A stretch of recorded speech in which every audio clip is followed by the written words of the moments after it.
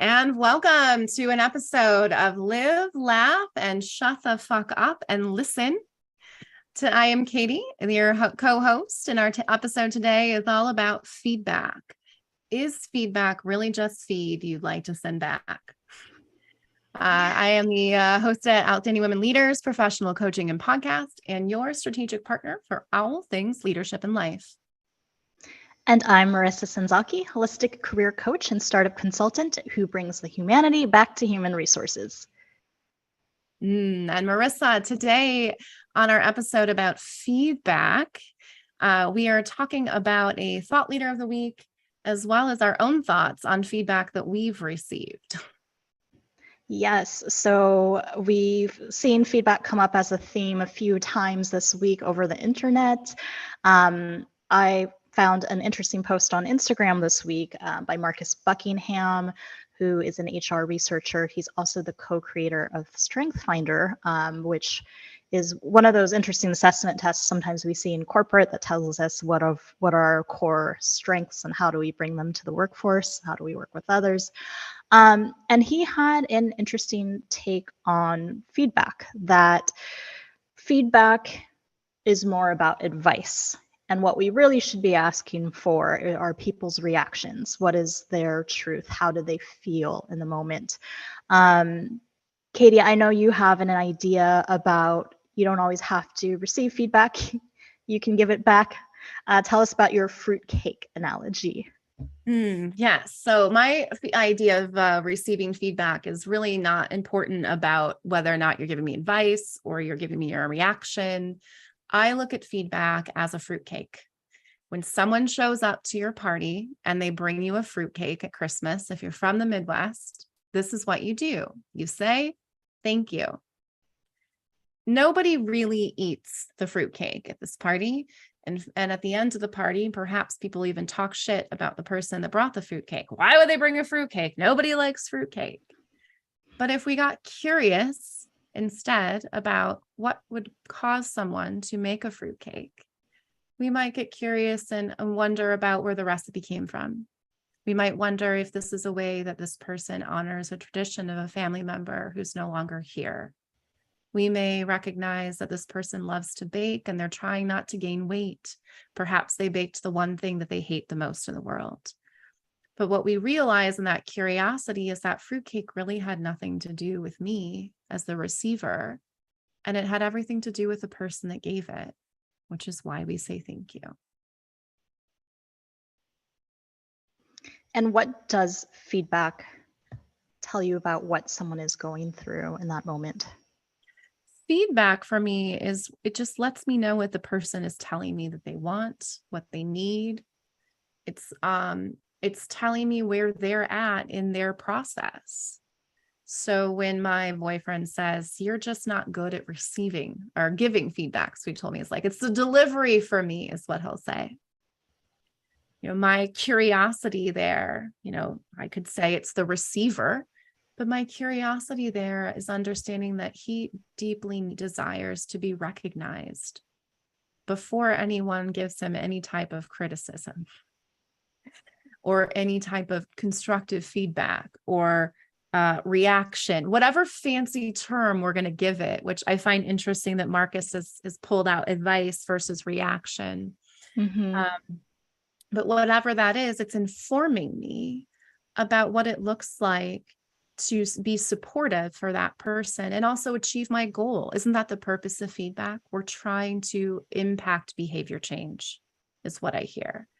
And the only way that you impact behavior change is by developing a deeper relationship with someone, building trust with someone, getting greater commitment from someone, things that move a person from the inside. So making it about you when you receive someone's feedback actually isn't very helpful. So many people get feedback on their communication style, and it leaves them feeling, myself included, that leaves us feeling incredibly frustrated because, well, to quote Cat Williams, haven't done that on the show yet, trying shit and it doesn't work. And then we keep trying shit and it doesn't work. And we end up being less authentic and less ourselves and very frustrated with receiving feedback from people. Yeah, so I thought it was interesting that he said your reaction fuels insight and your feedback crushes it. And then when he went into examples of like what is giving a reaction, we talk about communication. He put, I felt confused when you began to describe XYZ in that email. You know, if I were to receive that, then I might think like, okay, I'm not a good communicator. I'm not direct enough. Have to be more succinct. But does that mean that's actually who I am at my essence and how I'm perceived by everyone? No, that's just one person's reaction. So, well, I agree with his um, statement that feedback tends to go into that advice giving category because we're telling someone how they should do something, how they should be perceived, what we want them, what we want their work to look like. Um, I don't know that reactions are fully helpful in my self development, but they do give me insight into understanding how someone else processes things and how their emotions are. And I guess it's kind of up to us, like how we want to then action our own self after that. Yeah. The reaction fuels insight. Two people are reacting when there's feedback happening. Mm-hmm. So who is supposed to be having what insight would be my question there.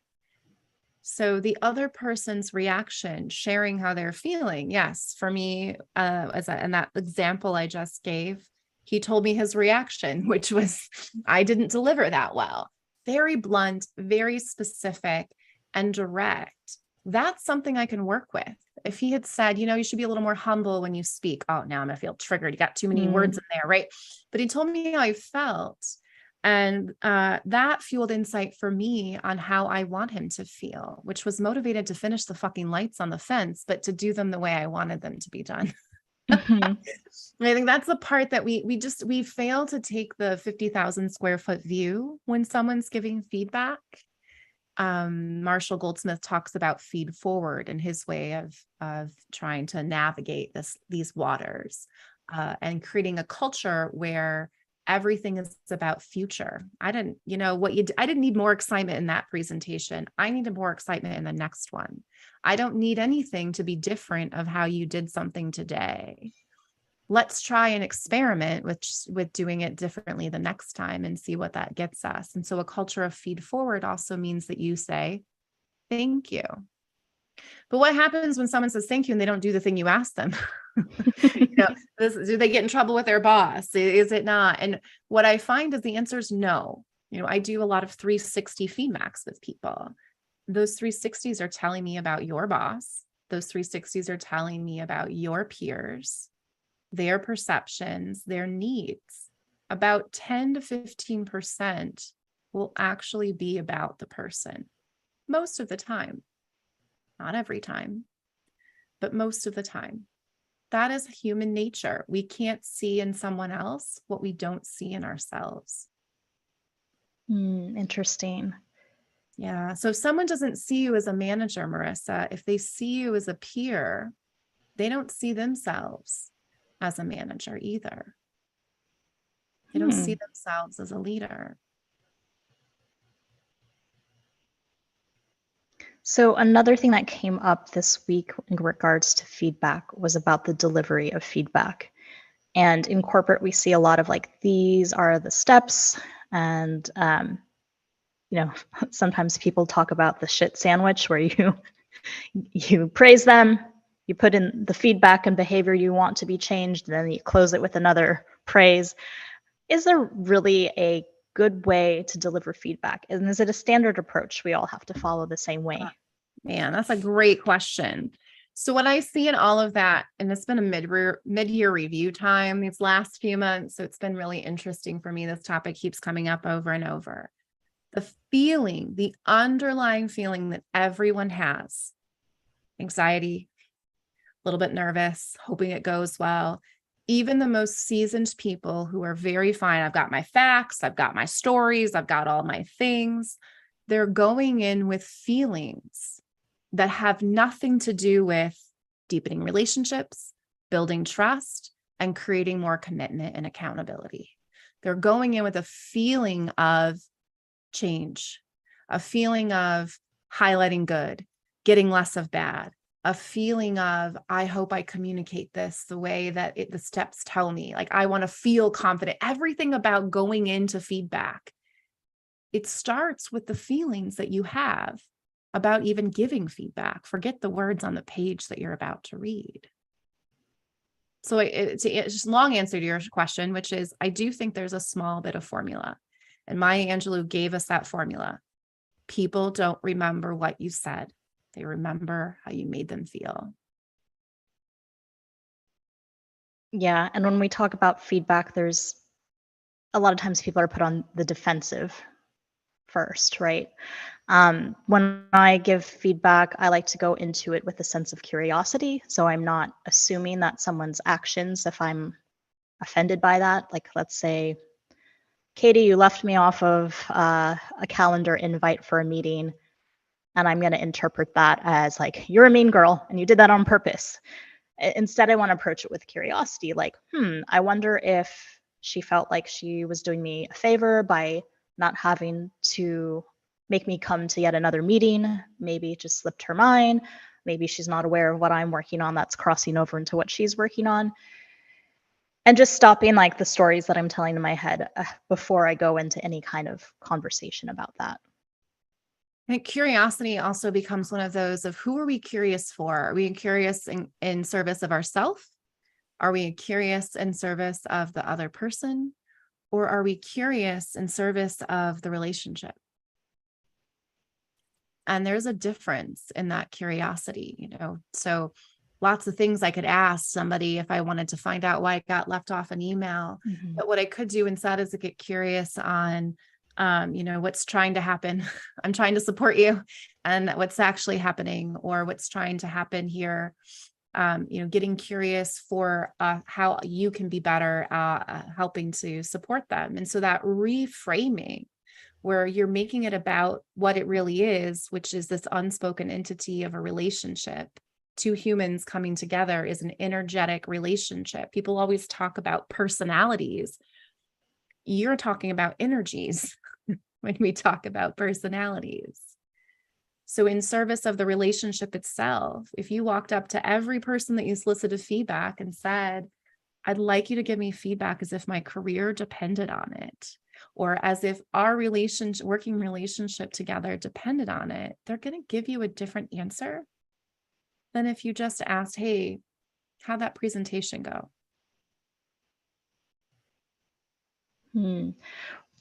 What kind of feedback have you found helpful in your career? Have you ever had a manager or colleague give you feedback that kind of opened up your mind to want to change in some way? Yeah.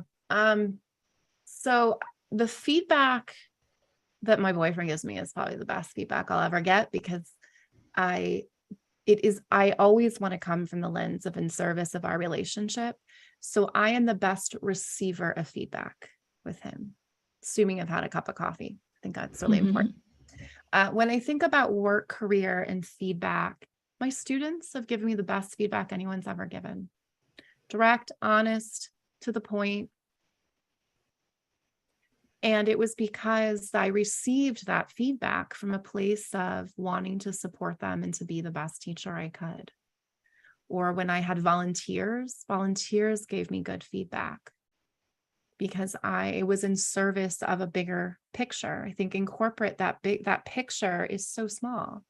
That picture is Katie's career. That picture is this project that we want to get done. That picture isn't that pyramid of 5 dysfunctions of a team. That picture isn't about trust. It's not about, and that's the big thing for any work, is trust. Real relationships are the real work of work. So the best feedback I've ever been given has been feedback that has allowed the relationship to deepen in some way. I hate you from a 7-year-old is still really good feedback. Yeah, I hated me too in that moment. Good call, kid. I think that, and some of the best feedback I've received in the last year was a woman who messaged me and said, hey, some people are confused. So she did share a reaction to Marcus Buckingham's credit in regards to this brand confusion. And when she said it, I was like, yeah, she's totally right. I 100% see it. So that to his credit on the reaction, I don't want anyone to ever be confused in my brand. That's like, so any feedback someone gives me from the outside world, I got to take that. But also she was so right. And she did say to me, I was a little nervous to share that feedback with you.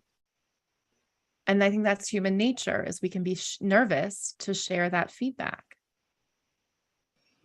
Yeah, I think the best feedback I received, oddly enough, I didn't understand it at the time. And it wasn't until years later I kind of had this light bulb moment and I was like, oh my gosh, he's kind of right. And now I see how this plays into everything else. And, so basically my manager at the time, when we talk about delivery, it wasn't the best delivery. He just kind of was like, stop judging everyone to be like you. Nobody's like you. Like they can't operate the same way that you do. And I was like, what do you mean? Because he couldn't give me an example. And that voice kind of came back into my head years later as I started to realize that I'm a bit of an overachiever. I'm a bit of a perfectionist, but in a way more to myself. I don't think I ever communicate to other people that they have to be a certain way. But I realized that I kind of do go, like, I give 125% and maybe I can just give 100%. And then later on, I was like, well, maybe I can just give 80% and things will still be okay. And I don't have to overachieve all the time. I think some of the problems with the way that we've been trained to give feedback, you want examples, right? Every manager wants examples. And to Marcus's credit on the reaction fueling insight, the feedback there could have been less about something tangible and more about, Marissa, you are a super high achiever and you achieve such greatness that when you walk in a room, people feel less than because they can't achieve what you achieve. And that would have made a lot more sense for me to understand that it wasn't necessarily an action that I was doing to someone else, but again, this way that maybe we make people feel. But the good thing about that was I didn't take that as something that then stifled my personality or who I am. And I got pretty much like the reverse feedback later in life, where the team members that I managed, my direct reports, there was a common theme coming up in my reviews where they said, like, Marissa holds herself to a really high bar and she sets a great example and it makes me want to aspire to be like her. So it wasn't that being this super high achiever wanting to have this white glove experience for my, customers inside the company was actually a good thing. And so the secret sauce for feedback that I do share for people: feel. What do you want them to feel? What do you want them to know as a result of your conversation? And what do you want them to do? But the feeling has to come first. And there's something about authenticity that is a feeling for us. Have you ever been talking to someone and you just don't feel like you believe them? Oftentimes we call it, I feel a particular way. We don't even have words sometimes to describe that. So our hearts are giving off this 3 feet of electromagnetic energy. Our hearts are having a conversation energetically, whether it's Zoom or in person. So internally, if it doesn't match externally, we feel that. And so feedback is starting to get, you want to have your full body feeling the way that you want other people to feel. So when you walk into the room, when you that feeling shows up.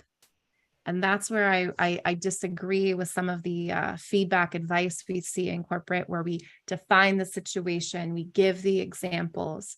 We don't need to do that. That's not our goal. Our goal is to develop a deeper relationship than we had when we started. And it's a formal process. So we go in feeling very formal versus go in with the feeling of, how do I want this person to feel empowered, inspired, motivated. And then what do I want them to know? I want them to know that they, in your situation, what would your person want you to know? I want you to know that you don't need to change anything. I want you to actually bring more, but let's just redirect so that we're bringing more of the setting a great example by just being very clear for them that they're not meant to hit that example. Right. And then what do you want them to do as a result? And I think this is where people also get a little bit lost, because that feeling still has to be present when you're talking through the no, and the feeling still has to be present when you're talking through the do. And I also like the infomercial and the rule in the infomercial is you say yes 3 times before you drop a big ask. Would you like to have your dishes clean in half the time? Yes. Marissa, so if I asked you, Marissa, where would you put yourself in how people feel about you from a 1 to 10, 10 being warm and fuzzy and she's got me, and 1 being so judgmental, I can't stand her. And then you would put yourself somewhere. And then I'd say, well, what would you have next? I think a big part of feedback is that your own feedback, Marissa, your own insights, way more valuable than mine, way more valuable than people that work with you.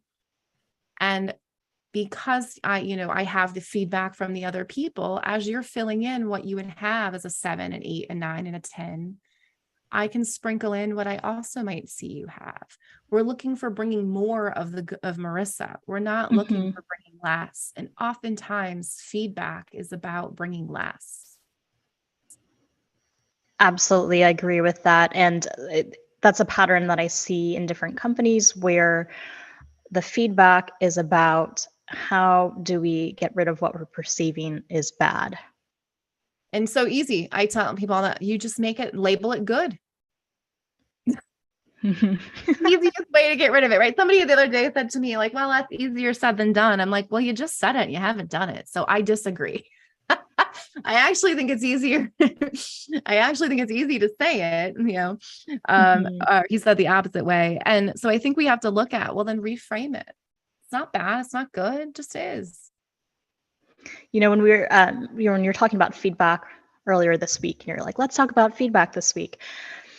One of the scenes that came into my mind, Office Space is one of my favorite movies. And there's kind of that scene in the beginning where he fucked up a TPS report and people are like, oh, you did this wrong in the TPS report. And then someone else comes by and they mention it again. And like 3 people have to tell him about his mistake. And I was thinking this is exactly like an unnamed company that I worked at, where it would literally be feedback would be a weekly one-on-one where the managers typically would just tell you what you did wrong with no constructive criticism or no what you did right. It was just like, here's a list of the mistakes you made. And maybe you already had that conversation with your colleague because they came to you about it. Then your manager would have to remind you of the mistake you made. And how did that make you feel, Marissa? Oh, like my job was on the line. I could lose that at any second because I was disliked and I could do no right. And it made me on edge all the time to where I feared any tiny little mistake I made. And none of them were ever critical mistakes that caused a problem for others. But how that then spilled in was into the next job I had. I put something wrong on a letter and I was like, oh no. And I was like, well, I'm going to get fired for sure. And my manager was like, it's just a mistake. It can be fixed. Like, I don't want you to stress over it. Yeah.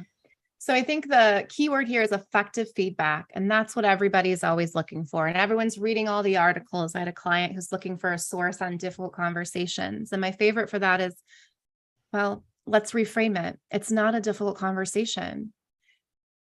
It's a career conversation. You're there to support them and you have to let people guide it. So effective feedback deepens a relationship. It builds trust and it creates more commitment from that person. And commitment looks like excitement. It looks like inspiration. It looks like motivation. It looks like a clear path for people. So if we bring a Marissa, where do you see yourself? And then we sprinkle in, because what we're feeling in that is that you have the autonomy. I love a good scarf model. You've got the autonomy It's a challenge that you own so you can win. There's certainty because I'm not disrupting that certainty by telling you you're wrong. And you're inviting me into this conversation because we're co-creating. You're telling me that the next level for that for you would be X, Y, Z. And I might say, I'd also see a little bit more of A and B. And so we'd write that down and you'd walk out of there with a beautifully done feedback plan where you feel empowered, you feel clear, you feel like you built it. There's nothing in there. You don't about reactions. There's nothing in there about, the past. I think that's the big part, right? It is the forward that Marshall Goldsmith so brilliantly talks about. And we talked before we got on here on the worst feedback we've ever been given. And the first thing I wrote down, I laughed because I'm like, man, Katie, that still sticks out, even though that woman yelled at you so many times. I think some of the worst feedback I've ever been given has been yelled at in a hallway of a school. I was 37, in case people are wondering about that piece of feedback. And it was, getting feedback that not only doesn't deepen a relationship, it does the opposite. It puts some strain on the relationship. And that's why everyone fears giving feedback. And so if you go in and there's this underlying feeling that it might not be received well, it won't be.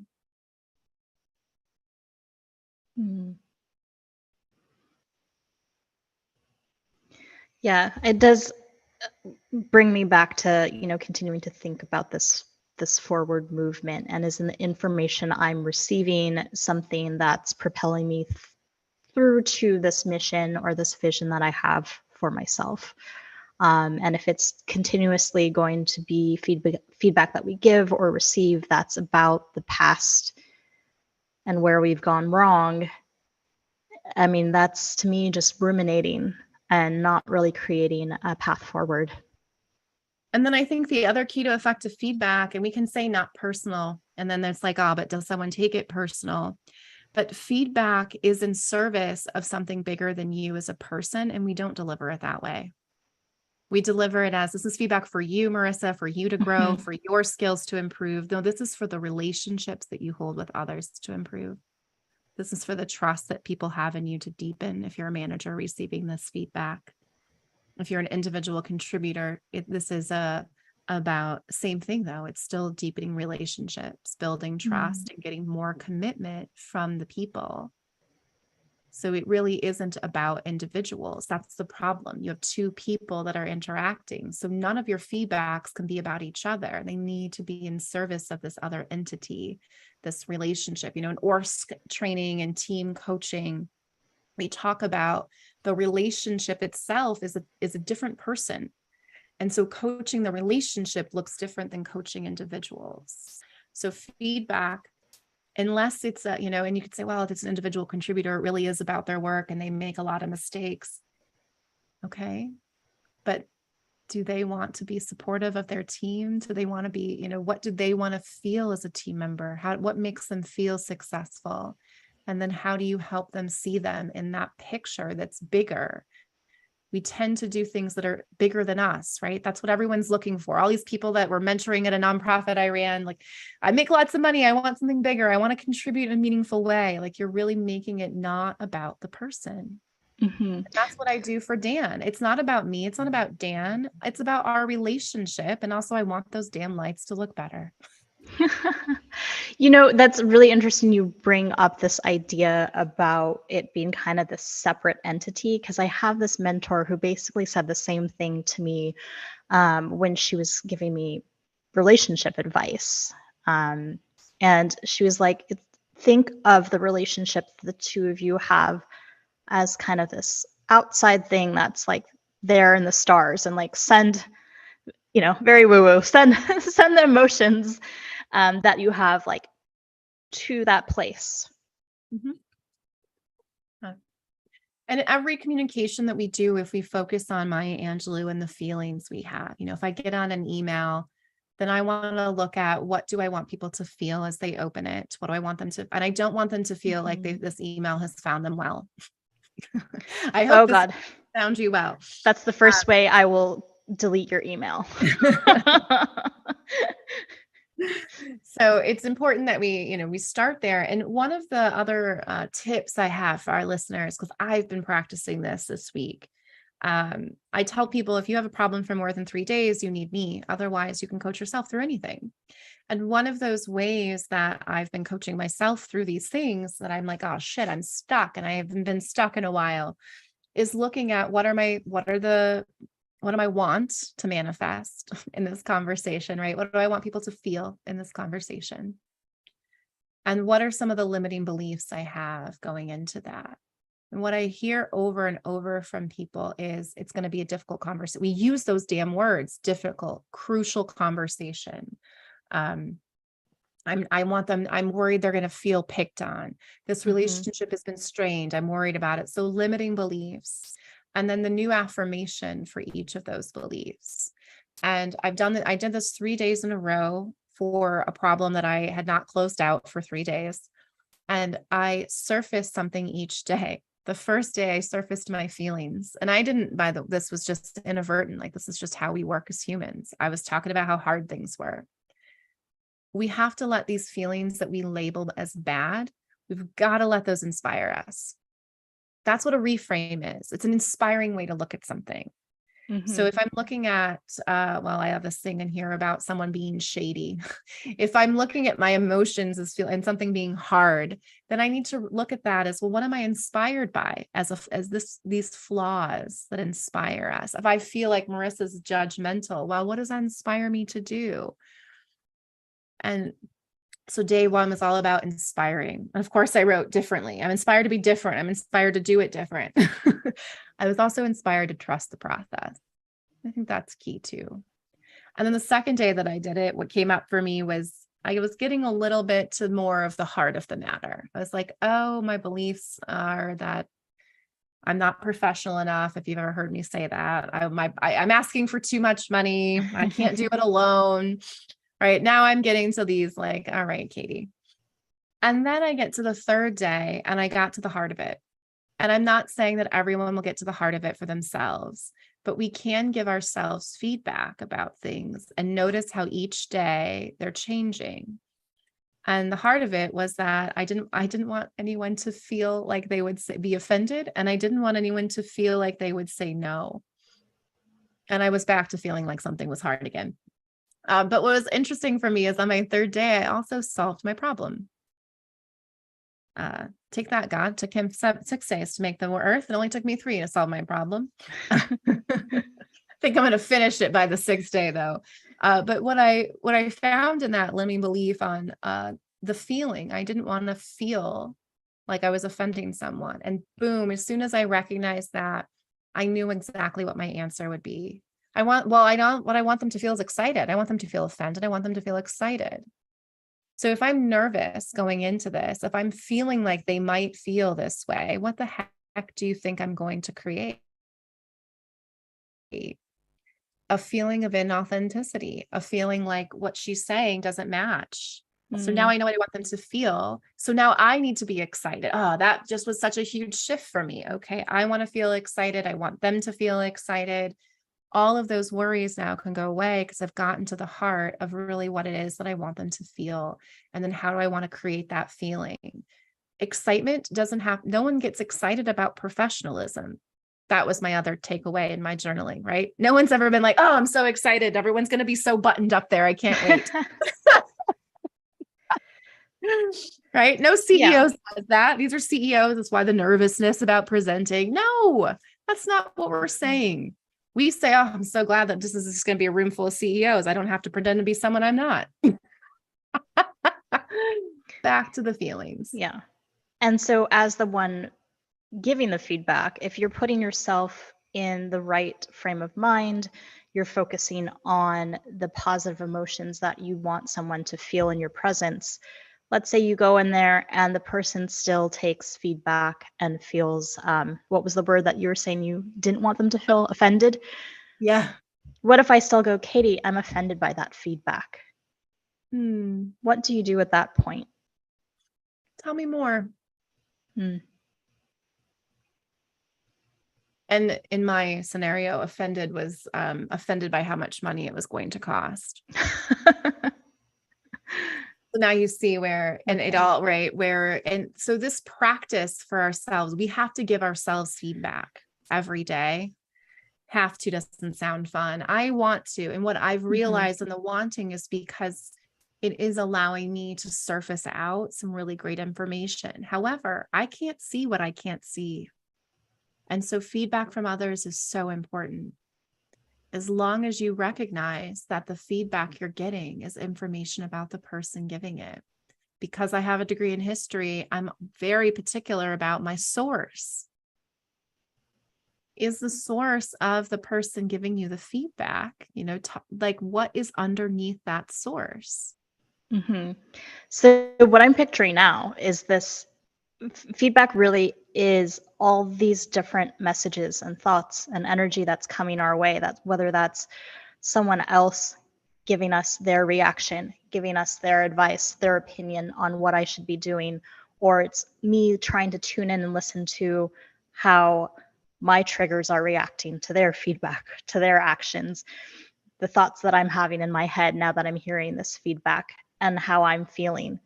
And it's really about tuning into that right channel. What is the positivity that we want to take out of that, and how is that going to grow us and move us forward into our future vision?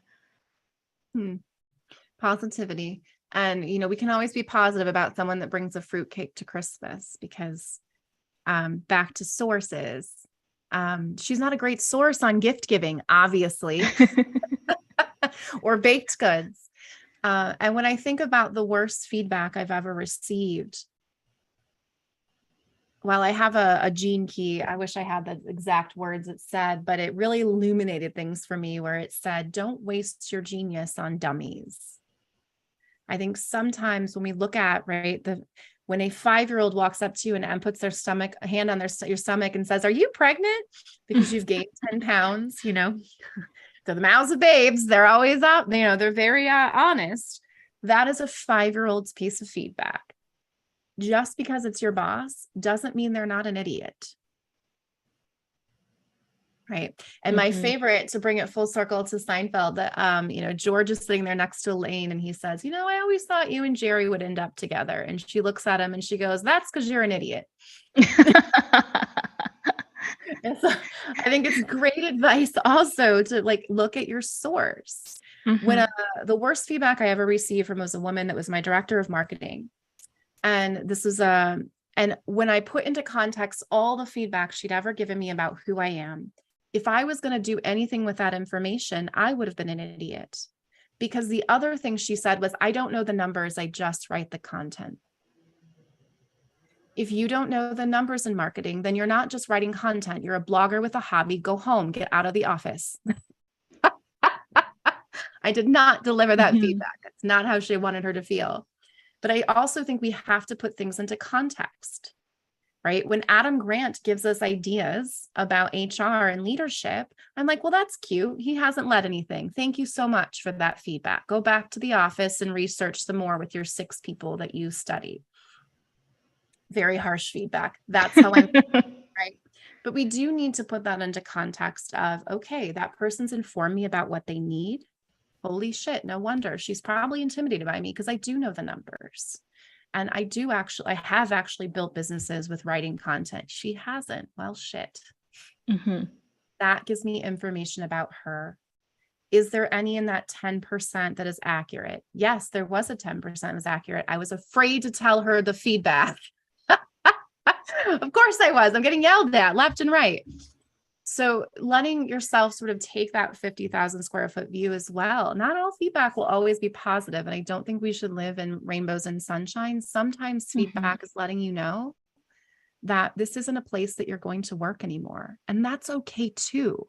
But do not spend your time taking feedback from fruitcakes and trying to apply it to yourself. Yeah, because we can take negative feedback, but it also, when I'm thinking about like how we tune into the right message that we want to hear, we can choose to accept it or not as something that's helpful for us in our end goal. And I think in corporate, there's always this idea that you have to listen to every piece of feedback and you have to agree, and now you have to adjust to like appease every single person. And when you give your example, it reminds me of a time I had a new manager come in. It was like the fifth manager I had. I was the first HR person in the company, so I had built the entire department and process, trained everyone. And she said, in meetings, like, you don't ask a lot of questions and it just comes off like you know everything. And I noticed all the other team members ask questions. And in my head, I'm thinking, well, I don't have questions about the process that I built because I did it. And yeah, the new people probably have questions because they're new to the company and they have fresh ideas. That's fine. But that was definitely like a piece of feedback. I was like, okay, interesting. My interpretation then from her reaction is that she's feeling a little insecure by the fact that I was there before her and I have more knowledge and historical knowledge than she does. Do I need to take that feedback as there's something wrong with me and something that I can improve on? And now I have to start asking questions about the thing that I built? No, I'm not going to do that. No. But you can, that gives you information then about people on when they're asking questions, they're doing so they feel like a team player. And so that's also information on how you can even look at how do we shift what we're doing so that other people feel like they're part of it. And Right. or you leave that fruitcake, right? You look at what is it that those needs are and am I hearing them? And it's hard when I have clients who their whole entire life for their entire career has been told about their communication. And then I get their human design chart. I'm like, yeah, you're a manifestor. You're here to inform people and you have a very specific way of speaking and you shouldn't deviate from that. But let's tweak it. And so instead of her continuing to make herself small that she had done for a 35 plus year career, she did the opposite. George Costanza, tuna on rye, never got me anywhere. But she did it in a very aligned way of informing. If people think that you're judging them, then you just let them know differently. You set the tone, which is what I left with another client today. It was about setting the tone. And you can set the tone with words. You can set the tone with energy.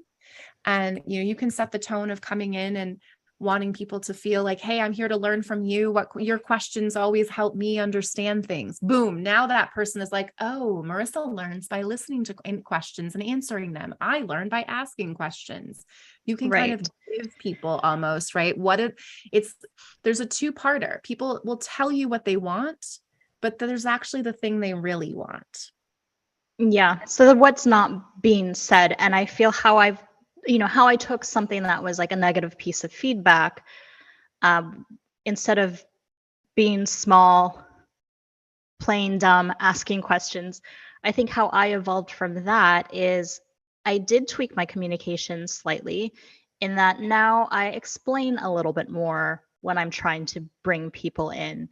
And it's not just here's what we're doing or here's how we need to go about it, but the why and how we're going to see results and what that's going to look like and why it's beneficial. Yeah. And you did it in service of the people. And that's really the whole point of receiving that information, in service of the relationships, in service of building more commitment among the people and the trust that we develop. And, you said something there that made me think about, the struggle that people really have on receiving the feedback from a place, like, what do I do with it? How do I know which is my feedback? How do I know which is someone else's feedback? How do you like pull them apart? And some of that is, based in patterns. I joked with people, I'm like, these people hate me. And like, people don't ever hate me. Except there was this one job before where people hated me. And I was like, shit. I think sometimes we have to recognize that how we want to make people feel, we can't always make people feel. We can be as clear as possible. But also, how are other people making you feel, right? That like it's a two-way street, and finding your way out the door when it's not aligned. How do you want people to feel? What do you want them to know as a result? And then what do you want them to do as a result of knowing and feeling this way? I think that's a really great cadence for people to get into and to lead with. Absolutely. Because when we put too much pressure on trying to control other people's feelings and making sure that they're happy, I mean, this is like the word enmeshment comes to mind, right? And That's unhealthy. So I do think it's also about, not putting yourself in a situation where you're trying to constantly prove yourself and get the approval of people that you probably don't really like anyway and don't align with you and don't give you the energy you're looking for. What if you put that energy towards being with the people who do champion you and who are building that relationship with you to grow? Yeah. And then also listening for people, so this is when I said people, what they say they want, what they actually want. Oftentimes it's not what's not being said, actually. People just don't know what they really want. So this, I was hired for a job where there was a gap. Hey, we need to find $1 million.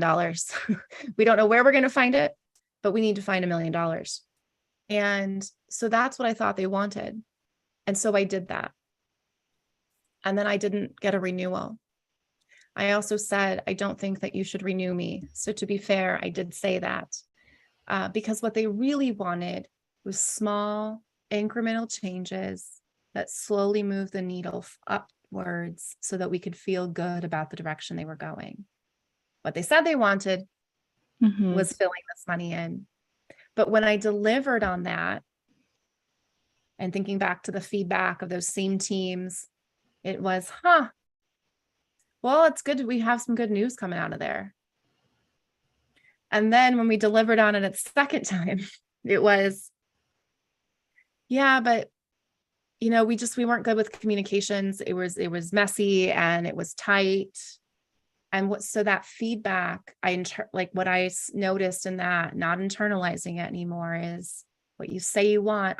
What you said you want, I know how to deliver on. I didn't know how to deliver on the other thing. Crappy communications that were done on time. I didn't know how to deliver on communications that went out whenever they were supposed to, that made the money they were supposed to. I could deliver on that. And that's what's important about pulling yourself out of the feedback. It's not about you. And that was probably one of the hardest things I had learned. I didn't care about, am I in the in group? I wasn't worried about personally. It was, can I meet this challenge? My scarf was just totally taken apart because I want to win this challenge. And I recognized I didn't want to win it the way they wanted to win it. I wanted to win it my way. Well, shit, I got to go. And so in that way, their feedback is, that 10% that we look at that's for ourselves, that was my 10% that I was able to hear. I don't want to be valued for doing it your way. What a great insight. So Marissa, this idea of reaction fueling insight versus advice crushing it, where do you put yourself on this feedback from this thought leader? Ooh, the interesting thing is, like, in coaching, right, we're hit over the head of don't give advice. And when I worked for a support hotline, also the same thing. We don't give advice. We active listen. We ask questions that get someone to come to their own decision and their own inner advice. So I do see where feedback can be stifling and it can be a bit controlling from the top down when it's manager to employee. So I think I would definitely take that into consideration if I were to give a direct report feedback again. I would want it to be something that's like, here's what I'm seeing, and less about, in Q4, I would like to see you take more initiative by doing X, Y, Z. I think it's up to that individual, and again, as we say, that relationship we create. I think reactions, that's an interesting take to share. At the same time, it does kind of depend on how the reaction's delivered. If it's just about, like, I thought you were being bitchy when you wrote that email, like, that's just kind of me dumping my emotions on you. So I think there has to be kind of a medium between the two. So I think that the advice that Marcus gave us, 50% correct, 50% it's situational.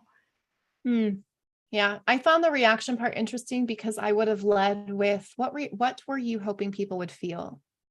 And if the response was excitement, I would say, And what level do you think people felt that? So the reaction is getting the other person's reaction, like getting feedback from how the other person saw it, and then getting yourself invited. I think that's the biggest piece. When we invite people to give us feedback, we have said, I'm ready to receive it. Back to my infomercial talk of, Marissa, would you be interested in exploring some ways to make your life a little bit easier? Yes. Okay. Would you be interested in finding ways to be more authentic and still get what you want? Yes. Okay. You get them to, you're looking for what it is that they want. So if instead of coming in, let me share my reaction, well, let me get curious about your reaction. So if we're going to lead with reaction, Marcus, I think we lead with, well, what was the intention from the person? Like have them. And then if they say, I thought the excitement level was at a 7, you can share, well, can I share how I was feeling? Yes. Okay. I was feeling at about a 4. And, and this is an exciting project. So, and that is great feed forward for the next time if we're looking for excitement. So I think part of that is finding out what was the person's intention. And oftentimes when I ask people, well, how did you want them to feel when you walked in the room? They'll say, confident in me. How did you feel when you walked into the room? Not confident in me. So I think, the advice piece he talked about, what I often hear is someone says a feedback. I can't tell if this is giving reactions or giving advice when someone says you're too abrasive, but they don't really give advice on how to be less abrasive. I think what I actually see more in corporate, although it may be advice, feeling of like you should be something else, but I don't really see a lot in corporate where people tell other people how to do the thing. To me, advice Right. is telling someone how to do something. So if I were to pick that apart, to me, if someone was like, Katie, you're abrasive, it's not quite a reaction because they could have said, I feel abrasive when I'm around you. When I offered up a solution in the meeting and you told me that didn't work, I felt like you were being abrasive, or I felt shut down, and right? That's the reaction. Rabbit hole. Like, why are we going down that rabbit hole? Like with Brene Brown and like the I statements. That's another one I get from a lot of my clients as well, is I'm going to focus not on you statements, but I'm going to focus on me statements. Like, why are you guys making it about you or them? This conversation is not about it. Like feedback is about 2 people. It's about a relationship. So when you make it about you with I statements, or you make it about them with you statements, both of them to me are just shitty ways to give feedback. Right? I made a fruit cake for you. No, you didn't, bitch. I made it for you. Yeah. but when I'm saying I find you too abrasive, that's also just an opinion, right? And it's not an opinion that maybe other people have. And then if I'm not providing what I'm hoping to see, there isn't really anything actionable there. But what I do see in corporate is people kind of bullying each other. They take something positive like the company values, and it's like, oh, well, you're not being, this enough. You're too abrasive. You're not empathetic enough. Or my favorite, you need to you need to soften the way your communication, like that would be a piece of advice, softening the way you speak, perhaps, but it's not really a solution. Well, what does that look like? How would you suggest that? And now we're in a rabbit hole that has, again, nothing to do with the goal. The goal is more trust, I assume, deeper commitment from the people you work with. And so if you're focusing on that, now, people ask a lot of times too, like, this is why behavior change feels hard. It's because you're trying to change someone. I think what you really want is just a shift. Yeah. And that's really easy. At least that's what I keep seeing over and over again as clients are able to recognize how the feedback they've received is about the other person, and then how to show up differently for that other person in a way that's super authentic to them, that gets that person what they need. And managers, I'm across the board, they just can't see, because managers aren't super involved all the time anyway. They can't see in their people what they aren't seeing in themselves, and what they're not hearing from above them So oftentimes it's a trickle down, right? Mhm. And so you're getting feedback that your managers probably received that is about them, that's come from above, that feels like it could be. You're getting feedback from a lens that isn't really even about the whole point, which is Yeah. trust and building the teamwork. And do you know what I call that instead? Gossip. Mm. Because as a woman, I've definitely received in the past, not so much anymore, but like your communication comes across as rude. Couldn't give me an examples. I said, okay, if I send through a message in chat again and it's rude, will you ping me? Can you do that for me so that I can? And this is why we can't give Yeah, feedback like that. Because now never you're like, happened. perfect. Give me Can examples. you tell me who in the company thinks I'm rude? Oh no, I can't do that. Okay, gossip. The worst piece of feedback I was given was you need to be more humble. Hmm. And it was such a reflection of what everyone else on the team needed to hear. I'm like, and I think that's probably one of the few times in my life where I've ever really pushed back at that. It was be more humble. You ask too many questions. And it's because the questions I was asking, no one liked the answers to. And in all fairness, sometimes I could ask a few leading questions. I hadn't been to coaching school yet. Mhm. So, but that humility, what I recognized for them was that when we come into organizations who have been around for a long time, and I'm used to working in startup organizations want you to be humble and do it their way, and they don't care if it takes longer. And instead of bringing what I thought I was hired for, which was your knowledge of this city, your ability to take a Mhm. brand from here to household name, like I thought that my resume was what I was hired for. And that's why we've got to really listen for feedback, because that really gives us an understanding of, okay, am I willing to put down my shiny object that I think is great and pick up theirs? Am I willing to humble myself? And oftentimes we don't want to do what other people won't do for us. No one there wanted to humble themselves a little bit to say, well, let's listen to what Katie has to say on this subject. I think she might be more of an expert than us. And that's also what happens when we give feedback. If we're not willing to swallow our own medicine, then and create that better relationship, then the feedback is just information, which is what I tell people all the time. Feedback is just information. We also overvalue the good feedback. When we assign good and bad, feedback feels a particular way. When we just look at all feedback as information, and when Mhm. someone gives me beautiful feedback about myself, I can find myself feeling nice. But what they're telling me is something that they see in themselves too. And the beautiful So yeah. feedback I get from people lets me, they have beautiful energy. They have, I had a client that said, I can't wait to see you just, being on a stage and like having a big audience. And that's true for her too. Hmm.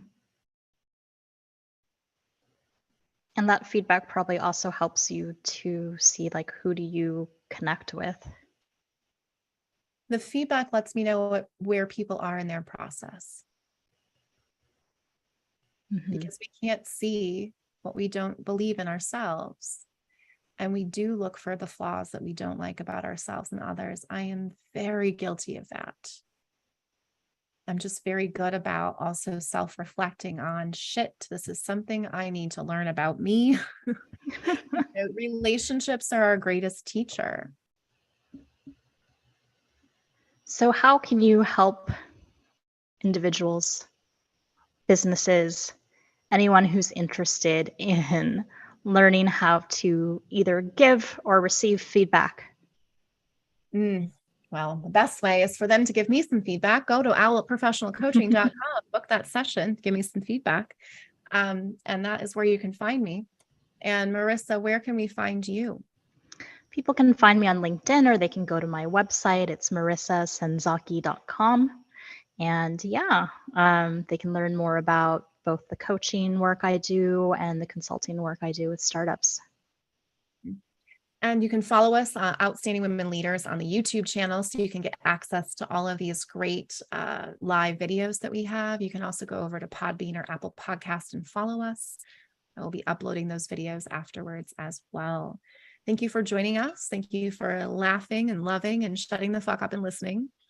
And the big takeaway, I think we danced around it, we hinted around it, but the big takeaway I want you to have today is that your own feedback is the most important. And remembering that all feedback you receive from people is just information. When you start assigning it value, you start to feel a particular way when you receive it. Wonderful. Don't give your power away to information.